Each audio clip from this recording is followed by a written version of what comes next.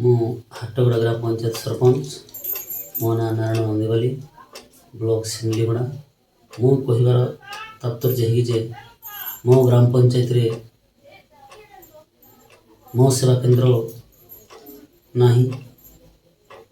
ତେଣୁ କୃଷକ ପୋର୍ଟାଲ, କିଷାନ ଯୋଜନା, କାଳିଆ ଯୋଜନା ଏବଂ ପିଲା ପାଠ ପଢ଼ିବା ପାଇଁ ଜାତି ପ୍ରମାଣପତ୍ର ଏସବୁ କରିବା ପାଇଁ ଲୋକମାନେ ସହରକୁ ଯାଉଛନ୍ତି, ଯାହାଦ୍ୱାରା କି ତାଙ୍କର ପଇସା ଖର୍ଚ୍ଚ ହେଉଛି ଏବଂ ତାଙ୍କର କାମ ମଧ୍ୟ ଲସ୍ ହେଉଛି।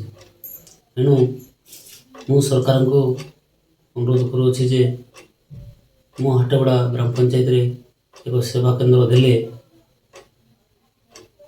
ମୁଁ ବା ମୋର ପଞ୍ଚାୟତବାସୀ ଉପକୃତ ହୋଇଥାନ୍ତେ। ଏଣୁ ମୁଁ ସରକାରଙ୍କୁ ଗୁହାରି କରିବାକୁ ଚାହେଁ ଯେ ମୋ ଗ୍ରାମ ପଞ୍ଚାୟତରେ ଏକ ସେବା କେନ୍ଦ୍ର ଖୋଲିଦେଲେ ମୋର ପଞ୍ଚାୟତବାସୀ ଉପକୃତ ହୋଇଥାନ୍ତେ। ମୁଁ ଏତିକି ସରକାରଙ୍କ ପାଖରେ ଗୁହାରି କରୁଛି।